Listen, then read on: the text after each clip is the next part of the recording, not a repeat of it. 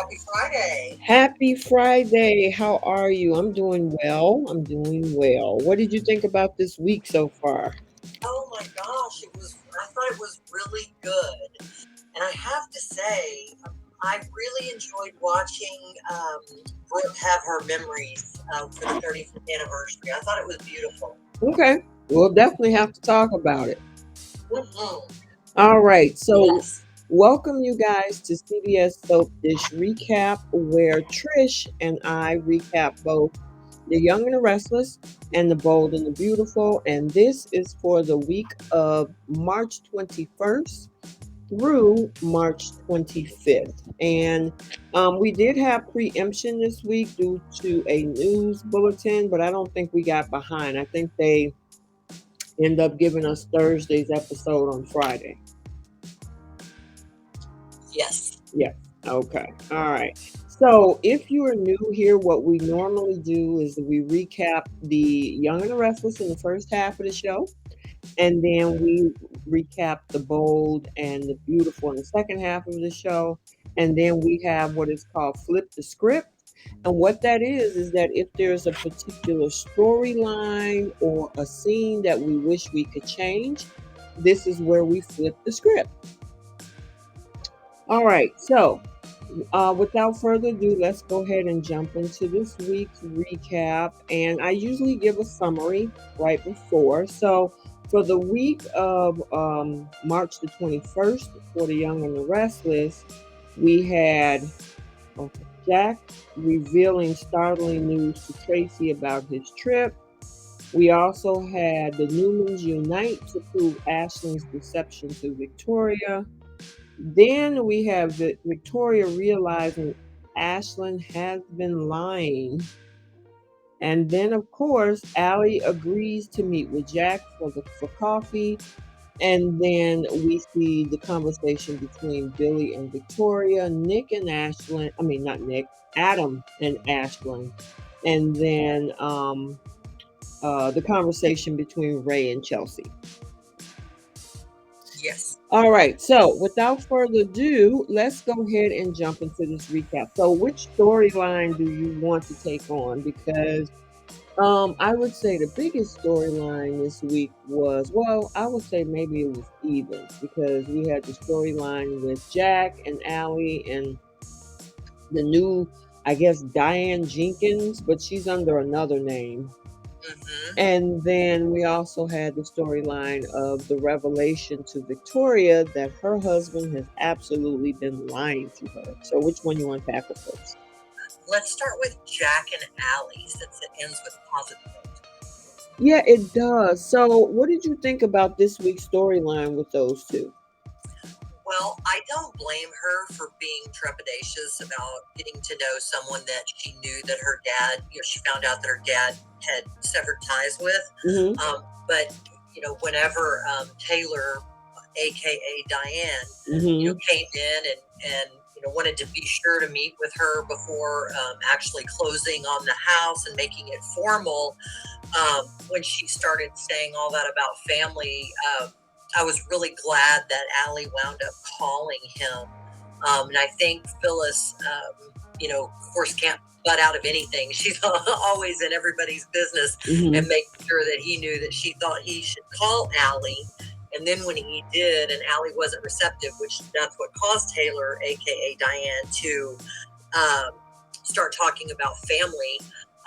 It really got through to her, and I was glad about that because, of course, with her mother being all the way across the country, having somebody that she can rely on, and maybe even possibly not staying in LA, could be a good opportunity for her. Okay. Now, what do you think? Because I thought that was really great. I didn't like how pushy Phyllis is. I get it. They're trying to get her, meaning Allie, to move forward into the whole storyline, but Phyllis was getting on my nerves. She was pushing. She She was was pushing hard. pushing. And then when Jack pushed back, she gets passive aggressive, a little condescending, like, okay. And I'm like, he She was just very told, defensive. yeah, very much so. And so I didn't like that, Phyllis is Phyllis, right? But I just don't like how she don't kind of respect other people's boundaries. Um, I mean, she kind of backed off, and then she'll say something that make Jack feel foolish for not doing it. Now, I mean, if Jack comes to the decision on his own, it's one thing, but to be pushy about it, yeah, I wasn't feeling that part. But inevitably, Jack did reach out. Of course, Allie kind of like, no, I thought I was supposed to reach out to you first, and then after having a conversation with as you said, Taylor, aka soon to be Diane Jenkins, um, it prompted her to actually go ahead and pursue this. Now, my thing is, what is her agenda behind this? Is this a way to get back with Jack because he did such a? I mean, she thinking she did a good thing by bringing them together. That's what I'm trying to figure out. But You are so right. yeah, what is her motivation behind trying to put Allie with Jack? I want to It know. is Go ahead. I'm sorry. very frustrating. Yeah, I wonder what that's all about. And, I've been thinking about that same thing because obviously Diane got her head bashed in by Nikki at the Mm-hmm. prom, Mm-hmm. and she was dead. Mm-hmm. There was no question. This is what just really irks me because there's so many other storylines that they could go with. Mm-hmm. Why are you always going with the same bring back a dead person? Right. I mean, her head was cracked open, blood was everywhere. Kyle lived his whole life without her, so now if she does wind up being Diane, how is she going to explain that she's just ignored her son for decades? Right. Did she come out of a coma? Is this a twin that no one knew about? How does she know so much about Jack's life if it's not Diane? And if it is Diane, again, where's the head? I mean, really, I just can't. Yeah. I listen. I understand your frustration because I just don't get it. I mean, Adam has came back from the dead 4 times. Seriously. Yes. Then Sheila Carter has came back several times with her old face and with a new face, and then with her old face. It's like, do you guys ever get tired of trying to do that? That is just so crazy to me. I mean, outlandish. Go ahead. I'm sorry. I just said it's outlandish. Mm-hmm. Very much so. It's like you couldn't have thought of anything else. You're going to bring back a woman that is technically, like you said, her head was bashed in, and you're going to bring her back saying, "Oh my God, somebody help me! I wasn't dead." I'm wondering how they're going to really, bring her back to GC under this whole thing that she orchestrated by bringing Allie into Jack's life. So I'm curious about that.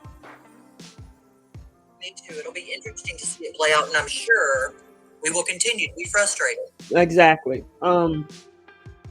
Now, what did you think about? I'm glad that he was able to share, with Tracy and with Billy. They seemed pretty happy about it, so that was cool. That was, nothing really outlandish there. I'm thinking they showed the previews for next week. Ashley is not happy about it. So that's going to be interesting because she is supposed to be upset with Phyllis for helping push this thing forward and push the issue. So I'm looking forward to that just to see what Ashley's response to all of this is. Yeah, because that actually doesn't really make any sense. Mm-hmm. Why would you be upset that your brother's son had a daughter and that his friend / ex-wife helped him not even reunite, but unite with her? How would anybody be upset? Yeah, it makes no sense. Mm-mm. Because the thing is, you talk like you just said, that's a long lost granddaughter. He didn't have a relationship with his son, and what's left behind by the son is this daughter of his. So why not, I could see at some point depending on how fast Jack or Allie wanted to move, that they eventually should get to know each other. But I guess we'll have to wait and see for next week why, the week of the 28th, on why, Ashley is just so against this. Yeah, that'll be interesting. And I love Ashley. I really Mm-hmm. do. But sometimes she's just so stubborn and so, oh, what's the word, Letitia? And indignant. Yeah, yeah, she is.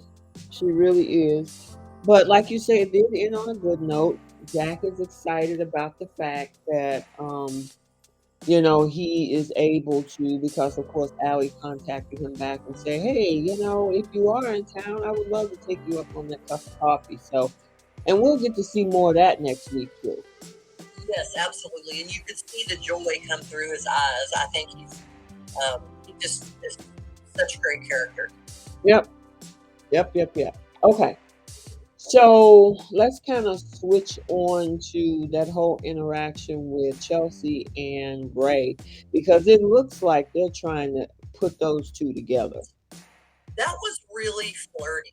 Very I much mean, so. the way she looked at him and cocked her head to one side and lit the room up when he came in. I mean, he's married, and I mean, obviously they're going to write what they're going to write, but I mean, come on. There's plenty of single people. Right. Do you think actually, just say if Sharon wasn't in the picture, do you think they would make a good couple? Honestly, I do. Okay. She kind of makes him perk up, Mm-hmm. and he's not so serious when he's around her, and he kind of makes her a little bit less crazy. Mm-hmm. So maybe they are that good seesaw of balance. I don't know, because I never really saw any spark between him and Sharon. Mm-hmm. I know a lot of people like Ray and Sharon because there was no other interconnectivity with the characters being brother of anybody or anything like that. But I don't know. I don't know. I think they kind of do have a little bit of a spark. I'm wondering how they're going to connect them together. Is it because here's the thing. If in fact, because it looks like Chelsea wants to send Connor off to boarding school again, right? Mm-hmm. That means that she's by herself. Right. And then remember, Ray has no children, and he's been feeling like an outsider when it comes to Sharon and her kids. Mm-hmm. So now, technically, they can do things like they want. They can focus on each other. He's not always got to be interrupted by Nick or by Mariah or by Faith or by Noah. There's no interruptions there if in fact, he decides to go and move forward with Chelsea. The question is, how are they going to do it? Yeah, and you think about the timing of how the stories come about, and we are almost due for another natural disaster or storm. Yeah. That will bring a character or two together or something like that. You know how they kind of have those cycles? Mm-hmm. So I don't know, maybe it might be a weather event or it'll be something that's going to tear him and Sharon apart. It'll either throw Sharon into someone else's arms, possibly Nick, and it'll somehow put him and Chelsea somewhere stuck together, like an elevator, or, well, I don't know, she shouldn't get in any more elevators. Right, I know, right? Take the stairs, Chelsea, take the stairs. I know, right? Because last time she was on an elevator, she ended up with an aneurysm. So exactly. But yeah, I mean, I would be open to it just to get a new coupling with these two, just to see how it will work. And especially since it'll be just them two, because if they do send Connor away and, he doesn't have any kids, most of his family is in Miami, they can focus on each other. Now, I'm hoping that maybe they just have a conversation with Sharon, or he have a conversation with Sharon. I'm not happy. This is not where I thought it was going to be. Blah, blah, blah, blah. I want children. Because Chelsea could still give him a kid. That's true. I love the way you're going with this because every time it seems like there's always like a cheating aspect or something. Can we show one time an adult healthy relationship disintegrating? Right. It's always cheating or something. You know what I mean? Mm-hmm. Yes. So, go ahead. I'm sorry. Oh, I just totally agree with you. I just think it would be really nice for the audience to see this is how it can be done too. Yeah. Yeah. I mean, like you say, it's mature way, like, hey, you know, things have been going kind of sour. There's been a little distance. You focus on your family. How do you feel about all of this? Blah, blah, blah, blah, blah. And maybe they just break up amicably, which brings, you know, like I said, Ray over to Chelsea. They can just focus on each other. And if he wants a kid, I mean, even the actress, Melissa, you know, she just had a baby last year anyway. So it's not like she's in that age group where she's like I will say, I don't know, there's anecdotal experiences where women in their 50s or late 40s have children. I know Sharon Case is 50, 51. So, you know, Chelsea's a little bit younger. So if they wanted to do a baby storyline with Chelsea and Ray, they most definitely could. And this would be his first child. And that would be a make sense, happy surprise pregnancy. Right. And Right. two, it would also not have a stain on their relationship if they were to start it without an affair first. Right. It would be that, you know, didn't work out with Sharon, there's some feelings here, let's go and have lunch in the park and, you know, Chancellor Park by the flowers and have a conversation and just see where things go. Exactly. Exactly. So I don't know. We'll have to see. I just hope it's not a cheating thing because I can tell you. We already know what Chelsea's head is. She had a fantasy about him in her hotel suite that one time, Yes. but Ray is slowly kind of connecting. He's not there yet because remember he was there to buy Faith a spa gift thing certificate or whatever. Yes. So, you know, he's definitely still focused on his family with Sharon per se as a stepdad. But at some point, I'm wondering, you know, how they're going to transition this where he ends up with Chelsea. Yeah, something's going to snap. Oh, absolutely. I just, like you said, I kind of wish they would do it the way we were talking about it, make it a little bit more mature. And this ain't working out. But no. Exactly. But it wouldn't be a soap if they didn't have a cheating scandal. Well, but you know what though? If they did it our way, then we could actually have a real romantic story. That's true. And we need a little bit more romance. There's always cheating and there's always the bad stuff. Let's have a little bit of romance. Exactly. That would be great. I have no problem with that. I am absolutely here for it.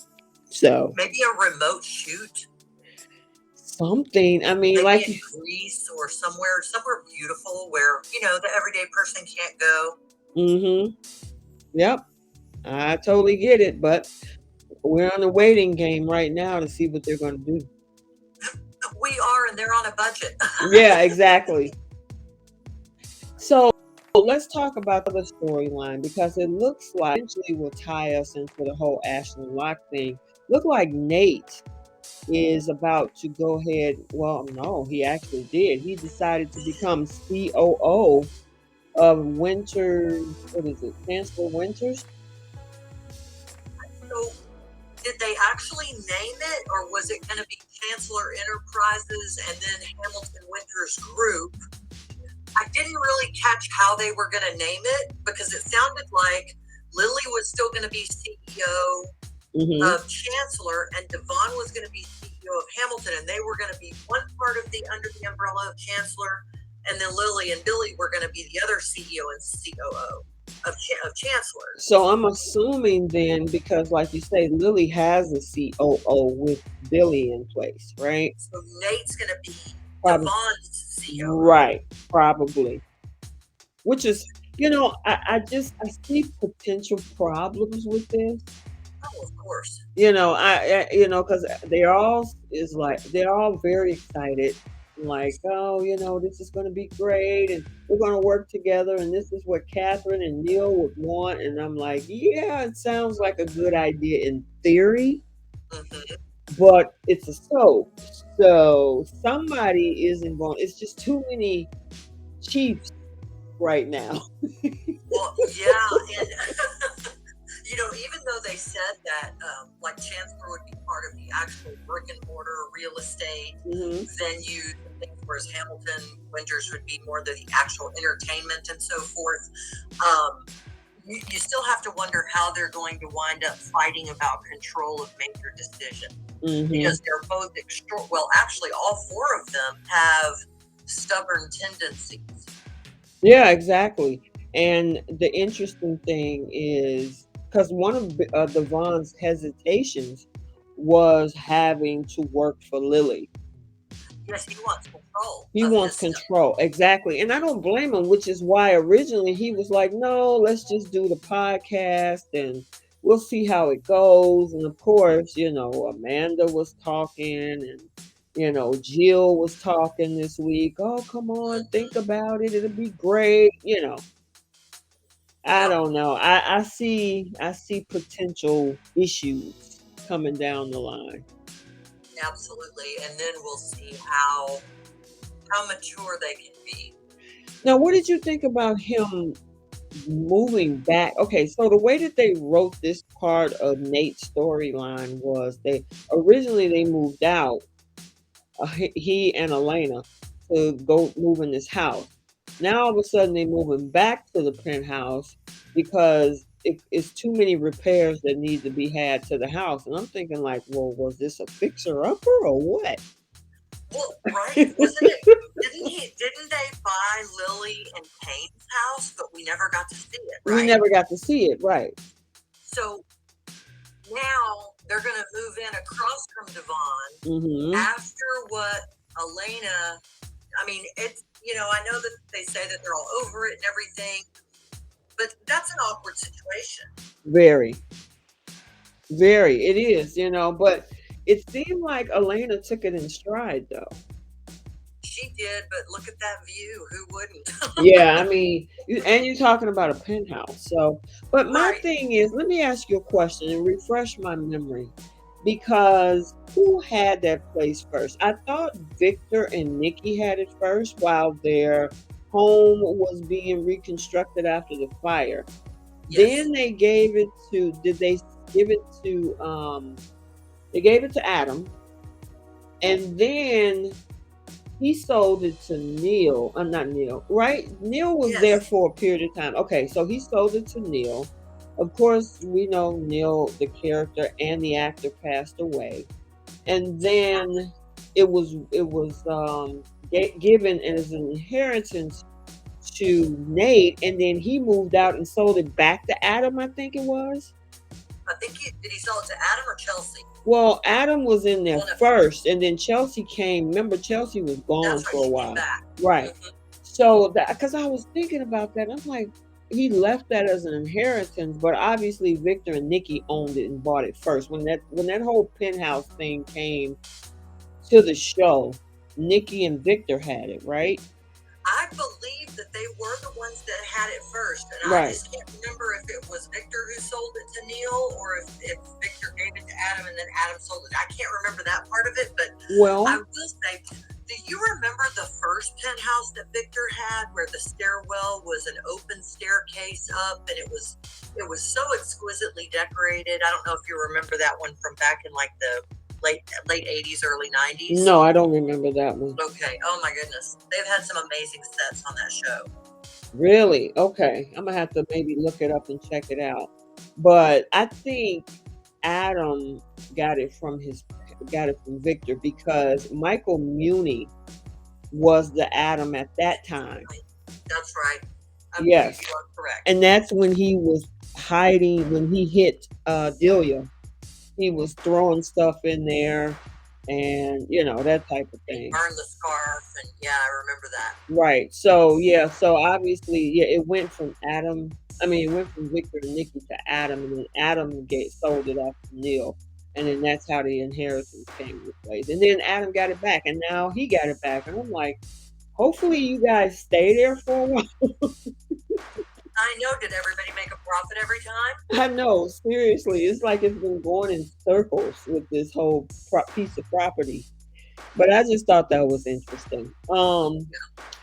Now let's kind of move toward the Ashland storyline. So the biggest thing with Nate this week is because he revealed, coming off of last week onto this week, that Ashland did not have cancer when they did the scan when he had his heart attack. No.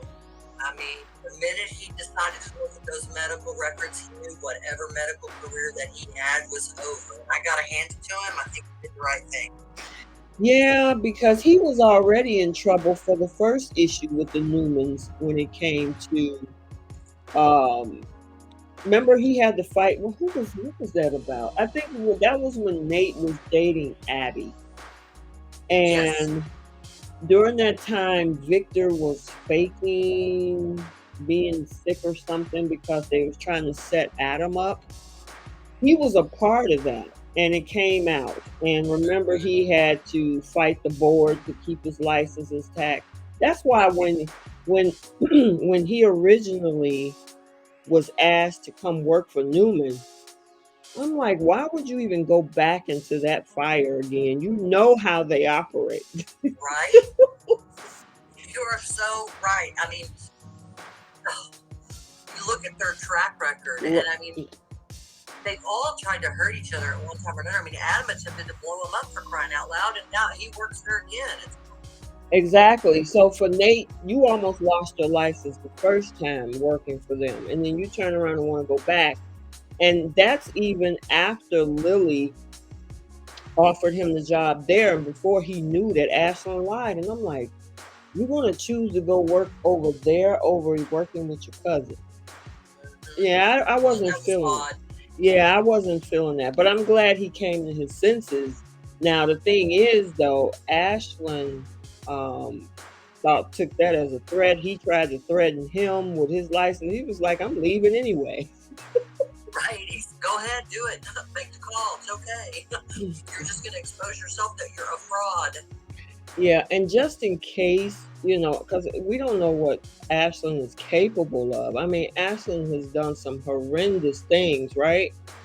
Well, yeah, he stole an identity from a dying man in a car wreck, and who knows who really caused the car wreck? Exactly. That's a good point. And so with that being said, I'm glad he told Elena, because just say, for example, they would have locked him up somewhere, or Ashland would have had him put away like he did Michael, that information wouldn't have gotten out. But obviously it did, because we saw him talking to the Newmans. But I'm glad he did it. I'm glad he told Elena. He was kind of fearful for a second too, just like what we're talking about. He was, yeah. So Elena supported him the whole time, though. I was really glad about that. Yes, she did. Yes, she did. She supported him 110%, kind of stood up a little bit against Ashland. I was like, you go, girl. Yeah, so she was definitely there to have his back.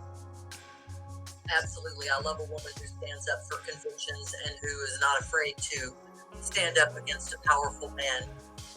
Yeah, so I'm sorry, I didn't hear the last part. You said? I said just speak her piece.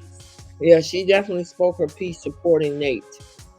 Okay, so let's move into that other storyline. So the other biggest piece of this week was the whole Ashland Locke thing. Victoria was digging her heels in as far as she could. I mean, the family was trying to convince her. Nick, even Adam. I was surprised at that conversation when she got ready to walk out, and he was like, look, learn from my experience. I could never, think that Chelsea would try to set me up, and she lied and did this, that, and the third. And Victoria was like, you're going to compare Ashland to a con artist? And I'm like, yeah. He's worse. I'm like, did you forget everything that man did? Right? And, I go back to our first conversation that you and I had about why don't Victor and Adam have the goods on Ashland from Gaines somewhere locked up? I mean, didn't they have that from getting it from Billy? But the problem with that is that the Newmans supported the denial of that story. So if they came back and said no, it's true, then that made them look complicit. That's true. You know, so they're not going to say that, oh yeah, we knew he was trash, you know, and he was a criminal and all that, but you just said that and you protected him to say that he didn't do it. It was not true. So, He knew the whole time. yep. So it makes them look bad. So they're not going to say anything. Yeah, you're right. They're not. Yeah, they're not going to say anything. But I just, you talking about, and like I said, I did not, and I said this to you last week, I did not know what this actor was going to bring to this particular character. He did an excellent job playing Ashland Locke. He looked mean talking to Adam today, like he was ready to blow a gasket. Yeah, yeah. Now, let me ask you this. What do you think about Adam being, do you think he's being too opportunistic too soon? When would he not be? Yeah, that's who he is, right? Absolutely. Even when he first came to town, and he just met his siblings, it was all about how far can I get, how fast can I get, how high can I go? Yeah, that's the character. Absolutely. Yeah, because he's his father's son. Pretty much. That's why him and Victoria don't get along, because they're so much alike. They're just alike, and they don't see it. Nope. They're both. You're talking about Victoria and Victor Newman Jr., because that's who Adam actually is. Yes. You know, so the three V's are definitely alike. Nick is more like his mother. Yes, he is. Yes, he is. You know what I wish they would have happen is to have Adam and Victoria stuck somewhere like they did Adam and Nick, and really make them work together to get out of whatever hellish situation they wind up in, you know, so that there would have to be some kind of a bond, because for the mere fact that they are exactly like each other, to finally have that mirror go, oh wait, that's me. Oh no, it's you. No, it's us. Yeah. You know what's the interesting thing though? I honestly believe if those two could soften toward each other, and I think Adam is willing to do that. Victoria is the one that's been really kind of digging in her heels. But if those two could run the company together, they would be, man, it would be awesome. Whole nother level. Yep. But I will say the actor that plays Ashland Locke, who of course we were talking about last week, who was a different character on Guiding Light, totally two different character personalities. Absolutely. Robert Newman is so talented. Yeah, nice guy to the villain. You know, so I think he took it to the hill. Yes, he did. I think he did an excellent job with, and like you said, that look he had on his face, the manipulation and the look he has on his face when he's talking to Victoria. I'm like, are you sure you're not a manipulator in real life? You're doing that a little bit too good.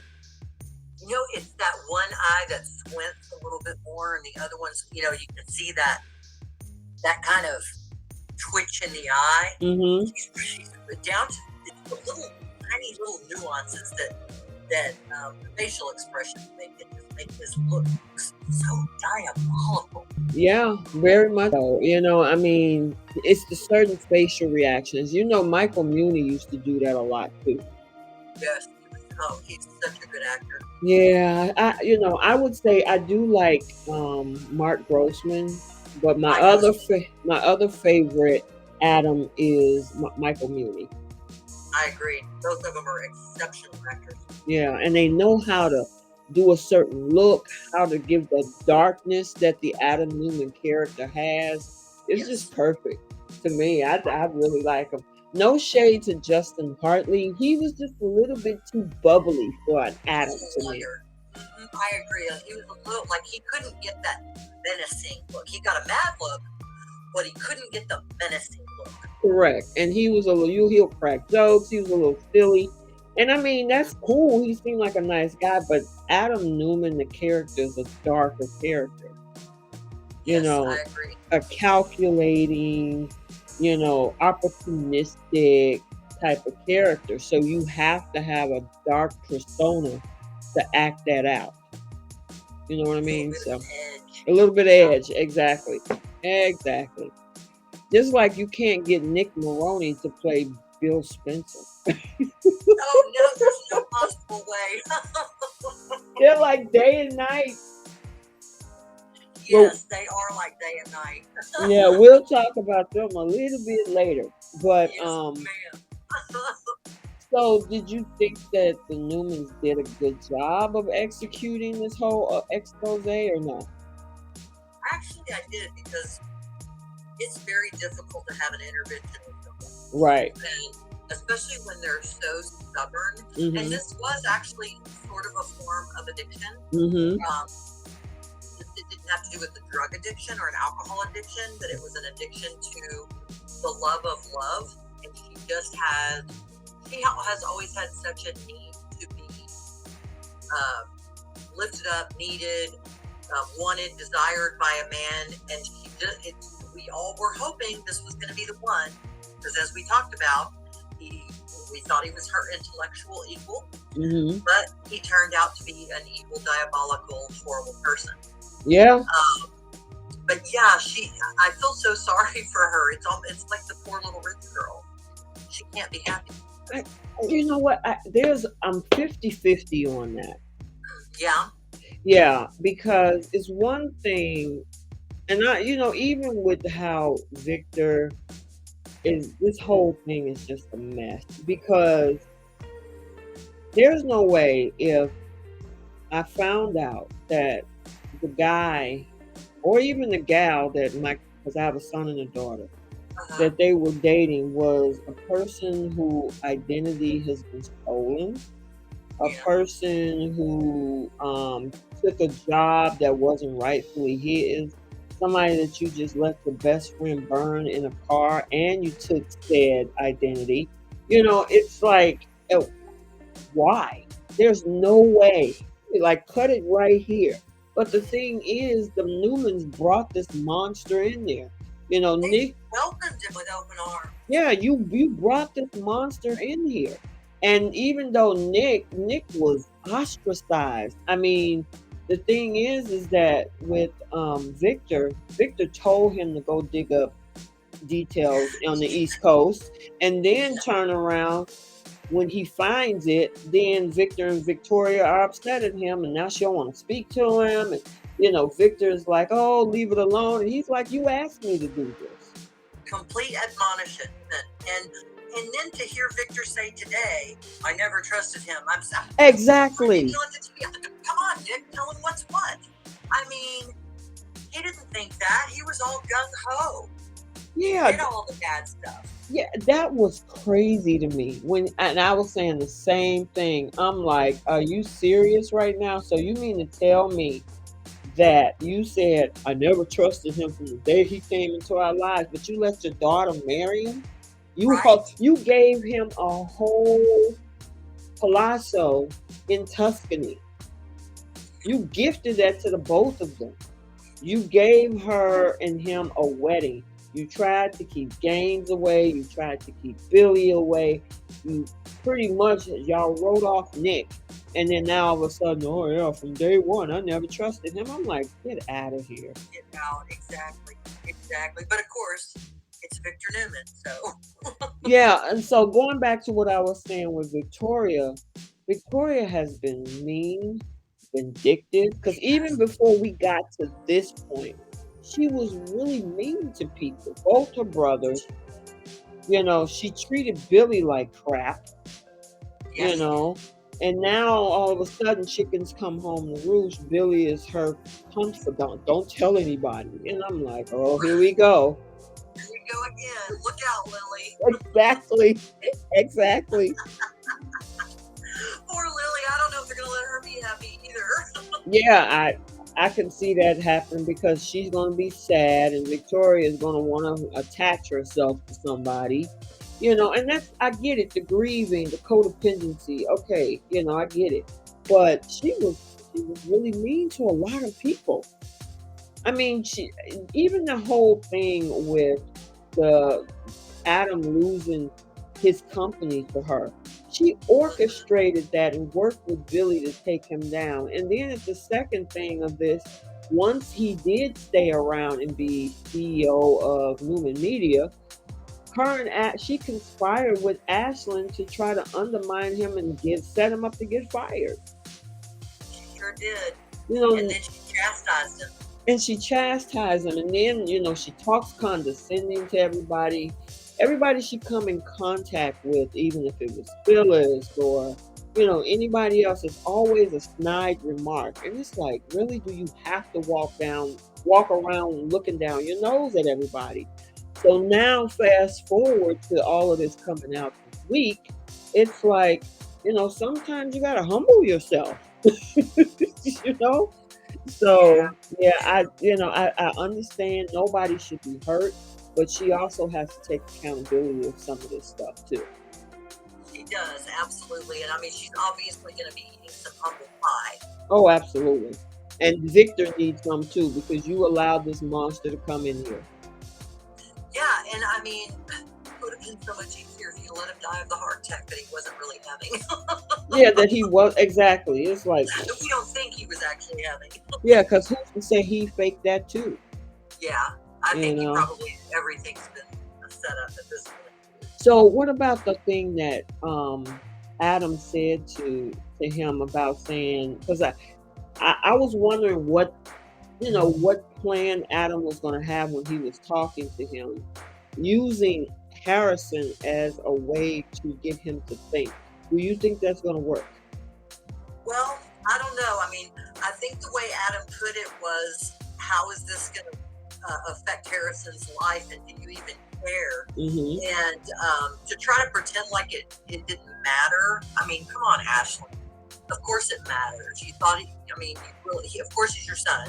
He's not your biological son, but he is your son. Mm-hmm. You've been raising him since he was born, and now you're not. But you did that because you were setting all this up. You wanted to keep him away, and I really do believe that Adam's hit the nail on the head with that. Mm-hmm. And then whenever Ashland was leaving, he told Adam, "Don't ever speak to me about my son," blah blah blah. So obviously he got to him. Yes. Adam got to Ashland. Yeah, and I think Ashland just want to put on that hard armor against him, because sometimes, when you're a person like him, you don't want people to see you sweat. But he was definitely sweating. I agree. He needed extra deodorant on today. Exactly. I mean, and like Adam and even Sally said, hey, you can tell he didn't say anything, but you can tell it definitely struck a chord in him. Definitely, most definitely. Now, I love the scene between Adam and Sally. I really do love them together. I mean, they think she is perfect for him.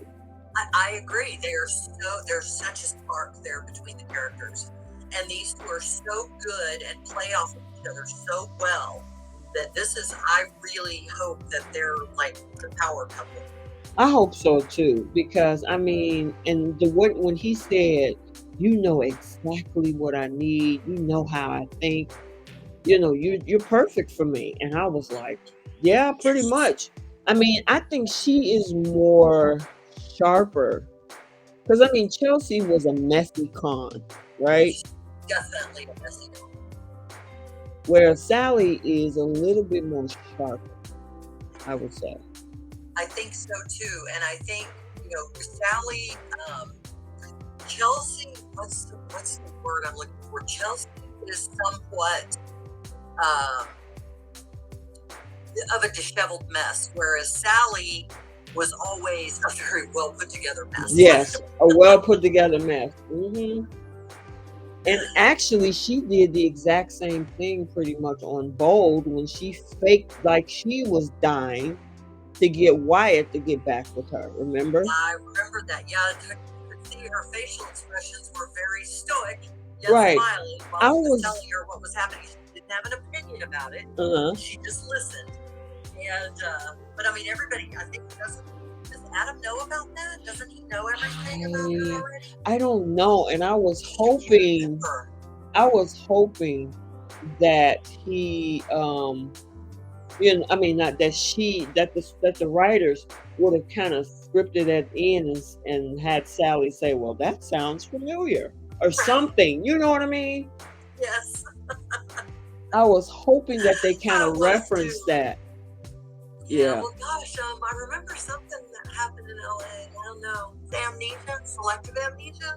Yeah, because remember, Sally said that she was dying of a terminal illness, and her arms. You remember her hands would shake, and Yep, she that couldn't. was panic attack.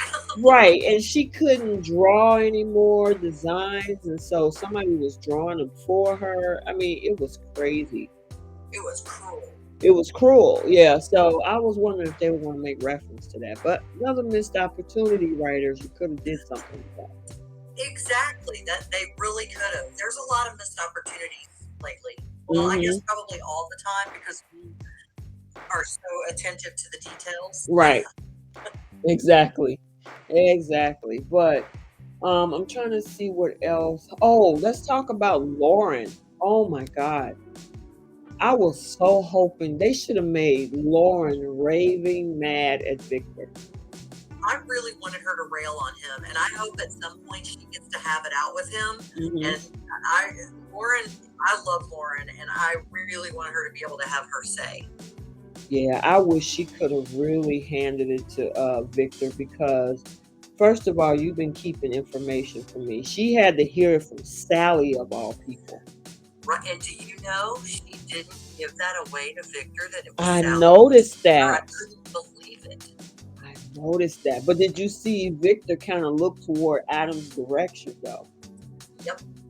So I'm wondering if he's thinking like, I bet you Sally Spectre told, But we'll see. Maybe they'll, the writers will import that into this whole thing. But yes, she didn't give it away. I was like, "Ooh, Sally gonna be in trouble." I thought the same thing. I was like, oh, Lauren, wow. You could have taken her down right there and you didn't. What a class act. Mhm. Yep. So I thought that was pretty cool. But like I said, I was hoping that, Lauren would have been like, you know what? Oh, she did tell Victor that she got the police involved. I was looking forward to seeing what was going to be his response to that. But he was like, "Oh, no, necessary for the police. We got it under control." I'm like, "That's it." No, you don't. No, you don't. You absolutely do not have it under control. And what is it with their security team? That Newman security team lets everything through the cracks. Hey, listen, that's what remember we were saying that last week about how these people, well, we don't see that a lot on The Young and the Restless because normally doors are locked. We usually Yes. see that on Bold and Beautiful where people just Yes. walk in people's houses. But yeah, I'm shocked that she was just able to just get up there, Absolutely. just barge in. So, all right, well, I think we covered everything this week because we did not have any baby drama with Abby and Chance or anything like that this Not week. this week. Not No. this week. So, and that's fine because I'm over that storyline anyway. Yeah, it's a little exhausting with the it's hard for me to watch stories that talk about war PTSD. Mm-hmm. It's just especially with what's going on in the world right now. Okay. I am personally preferring more of the escapism lately. Gotcha. Gotcha. That makes sense. Makes sense. So yeah, I think we covered everything. So we might as well just switch over to the Bold and the Beautiful for the week of March 21st. So here's the summary. Steffy follows Thomas to a back alley meeting with Sheila. And then we have, hold on one second. And then we have Brooke claims to understand why Stephanie opposed her relationship with Ridge. We had Steffi and Finn try to figure out why Thomas met with Sheila. And of course, Thursday there was preemption, and then we saw in today's episode where was the anniversary episode where Brooke remembers all of her loves. Yes. All right. So we did not have any Paris and Carter this week. So okay. What do you want to talk about with this? I just think let me tell you what I thought was funny. That whole scene with Thomas and Sheila in the alley back there, and you see all that pile of garbage standing next to them? Yes, the stench must have been. That's what I was saying. I was like, now, if this was real life, there is no way they could tolerate standing back there that long, having that long of a conversation with the garbage piled that high, smelling like that. No, there were so many other places they could have gone to meet. Yeah, that was funny. It was funny. Well, and I was waiting for Steffi to knock all the boxes down on top of Sheila, but it didn't happen. No, I thought she was going to confront them, but she didn't. I did too. I was hoping she would, but I guess I get why she didn't. Well, the thing is that she knows that the two of them have been conversing because she had a conversation with Finn about it. Do you think? Yeah. Do you think she should have confronted them, or do you think she should be a little bit more calculating, which is look like what she's doing? Well, honestly, knowing that it's Sheila, you better be a little more calculating than just coming out and starting to yell at somebody, because crazy's fun. Insane is not so much. Right. And she's definitely insane. Absolutely. You know, the things that she's done and not get certified. Yes, most definitely. I'm curious to see what the next move is, though. So, yeah, I mean, is she going to pull Thomas aside and say, "Hey, why are you talking to Sheila? I saw you," which is going to bring out? Is he going to tell her the truth, or is it going to bring out what's actually happening? Yeah, I don't know. I so wanted Thomas to spill it in the beginning. There were so many opportunities for the story to go different directions. And once again, they choose to make Thomas not expose this heinous situation that he's aware of. And I don't know. I really, really, really wanted them to have Thomas do the right thing from the get-go on this. Well, I will say this. If he is caught carrying this secret, they're gonna say, "Oh, see, you haven't changed. You're back to your old ways and things like that." So, in order to cover his butt, he needs to have a conversation with Steffy. I agree. And when is he gonna do something about his son Douglas living in a house where they tried to tell Douglas not to talk about what happened? I know, that's the thing. It looked like to me when they redeemed the Thomas character, they should have found a storyline bringing the son back under his household. I agree 100%. You know, I mean, I understand they share custody, but he's the bio dad. I mean, she's the legal mom because she signed the adoption papers. But I mean, part of this whole storyline right now is that Hope, Liam, and Brooke told him to forget about what he saw and don't tell anybody. They gaslit a little boy. Exactly. You don't know what that was Santa Claus. That wasn't your, Hope's dad. And yeah, okay. Until Thomas decided to dig deep and, say, "Hey, go back and think and see what was there." And then, of course, Douglas said who it was. But yeah, even that whole conversation that was earlier this week where we saw right before they went to the alley, the conversation that they had where, what's his name? What was that last week? Where Deacon had almost caught Sheila too. I'm like, these people have conversations in the most weirdest places. in the middle of everybody. Yeah, she was right outside the entrance to Il Giardino, and he heard her on the phone. Yep. I mean, even in The Office, even with other characters and scenes that we've seen, there's a door cracked, or you at work kissing somebody's ex or spouse or something. And it's like, how are you having these conversations in the places where somebody can hear you? And do the doors not shut fully and have locks? Is my question. You would think. You would think. But yeah, that go ahead, I'm sorry. Oh, I'm just laughing. It's like, come on, writers, can we highbrow it up a little bit? Give your viewers a little bit of credit. Just a little bit. Just a little bit. Just a smidget. Just a smidge. That's all we ask for. Yeah, it doesn't seem like it, huh? No, it does not. I mean, do you think we don't remember what happened or what they said or what they... Yeah, exactly. Let us write the show. Yeah, I mean, it's crazy. I really see Ridge is probably going to end up back with Brooke. Oh, for sure. They always wind up back together, but they'll be apart for a little while, and Taylor will wind up getting her hopes all up, and then they'll get dashed again because Taylor's never going to win. Yeah. You know, she's not supposed to. Brooke is. Yeah, exactly. That's how it always goes. It is, and I love it. What you say? I love it. But yeah, I mean, even the second time that Ridge came by there this week, you know, she was begging and pleading, and I'm sorry, I didn't mean what I said. I want you to stay, and yeah. I'm like, yeah, it's and especially when it comes out that Sheila is behind that whole non-alcohol switch.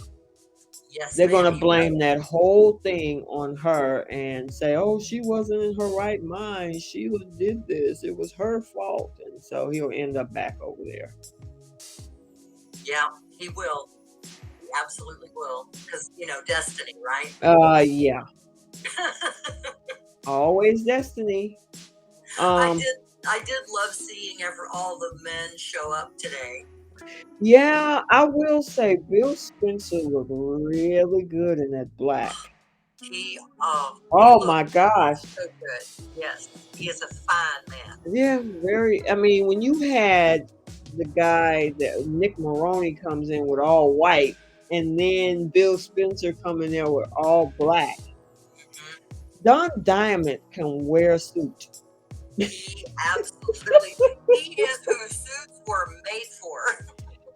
I'm telling you, the way that because we haven't seen him in a while.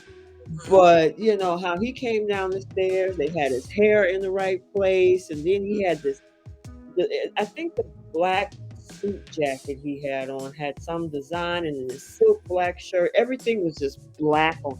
I was like, yeah, that looks good. Stunning. It looks good. It was nice to see Thorne. It's been a while since we've seen him, because the last Thorne was Ingo Rademacher. And so it was nice to see Winter Harmon. Yep, and then of course they had Eric, which yeah, and then Patriarch had to be there. Yep, and then all of a sudden Ridge had to have the floor to himself. And the dance, I really did think it was beautiful when the Unforgettable song came on. Yeah, I think they did a good job. Now, was it her 35 years on the show? She and Eric both have been on the show from day one. Okay, gotcha. God, 35 years. What is that? 1985. Yes. 1985. The year I went off to college. Oh, you remember? Yes, I do. I remember the very first episode. My girlfriends and I were in the dorm room, and we were all excited because there was a new soap coming on CBS, and it was all about fashion, and it had the most fabulous, upbeat, beautiful, colorful intro of any soap that had ever been on television. Wow. Okay. So we were just psyched about it, and when it was over, we all sat around and talked about the makeup and the fashion and the hair. And then, of course, we had to go try to do our hair and makeup exactly like them. So it was great. Okay. I think in 1985, because I think you're a few years older than me, because you're coming out of high school. I was going into high school. Yes.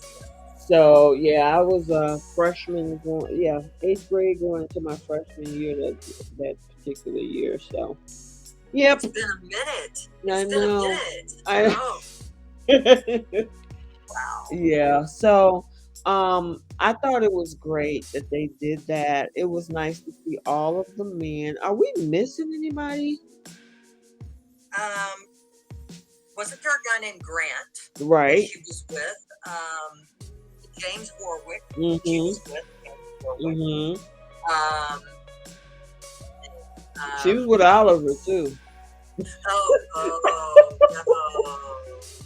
But that Deacon was wasn't there today, but yeah, that was that whole thing. It's like, how can you get another pass? mhm. You know what I'm wondering? I'm wondering if they did it like marriages or relationships. Cause like with Oliver, that was just a quick one time. And Right. Deacon was a one time too, wasn't it? No, they were together. Oh, okay. So maybe they should Yeah. have put Deacon in there too. He left Bridget and he got together with Brooke for a very short period of time. Okay. But wasn't she married to Whip too? Remember Whip? Oh yeah, I forgot about him. Yeah. Boy, Well, the list is long, Letitia. The list is long. listen, they couldn't bring everybody, so I They guess could they just not. bring out Just the the most important one. yeah, they bring out the substantial ones. So yeah, but it was a pretty good week. We didn't get a lot of bold this week because of the preemption and most of the storylines. Well, technically, the Thursday episode was today's episode. So Right.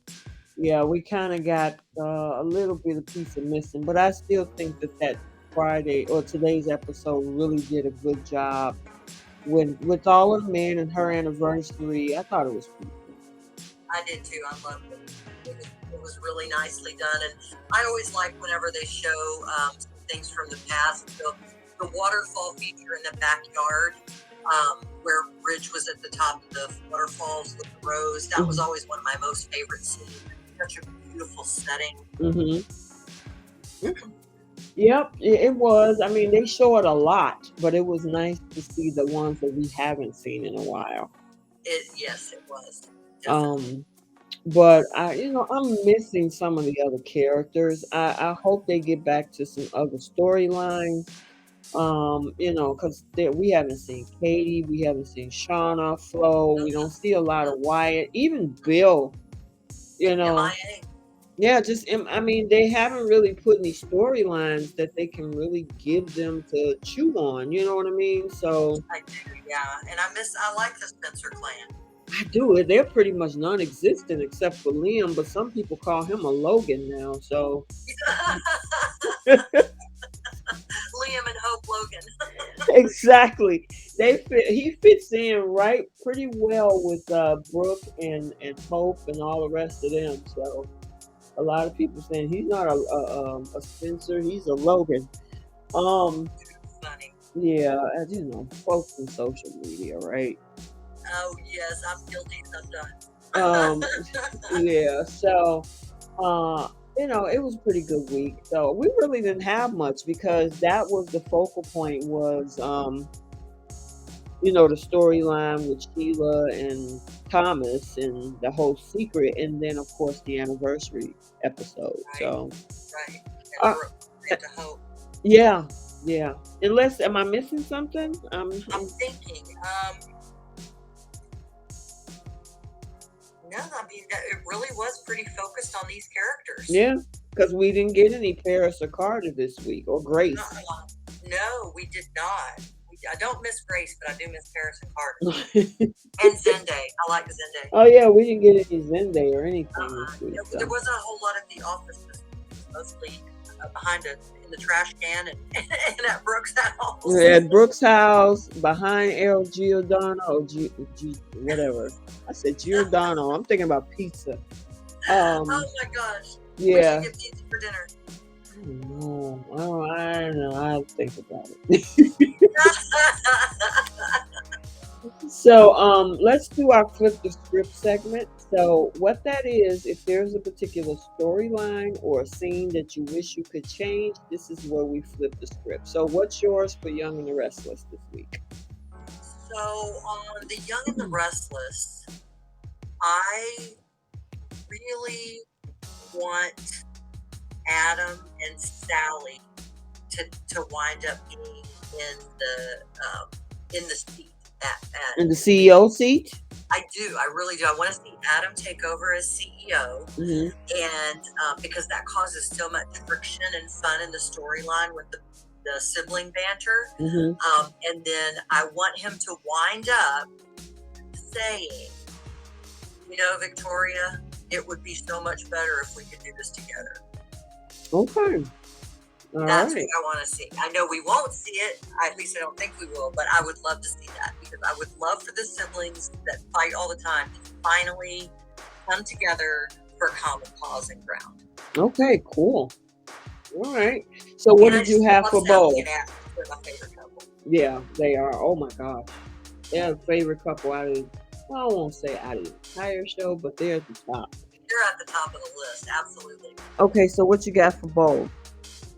So, flipping the script on Bold, I really want Thomas to come clean. I don't want him to keep this secret. I want him to come clean. I want him to go tell Steffy, and then I want them to go together and tell Brooke and Ridge and Taylor all at the same time so that they can hear exactly what's going on and there's no mincing words, misunderstanding, or anything like that.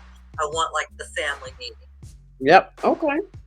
All what right. about you? Okay, so for my flip the script for The Young and the Restless is Phyllis is annoying. Jack needs to say, look, when I say stop or when I say no, you know how I felt when Paris was continuously pushing. I mean, I just don't like pushy people. If I decide to do it, I'll do it. Don't, and then when I say no, don't try to make me feel guilty or stupid because I said no. And that's what Phyllis would do, to be condescending, like, okay, well, and it's like, no, stop, Phyllis. Just stop. Let me figure this out. On Bold, I would have wanted Steffi to confront Sheila and Thomas in the alley and say, what is this? What are you doing back here? Standing next to 10 feet of garbage talking about it. You got to talk about it back here versus upstairs at the restaurant. Come on.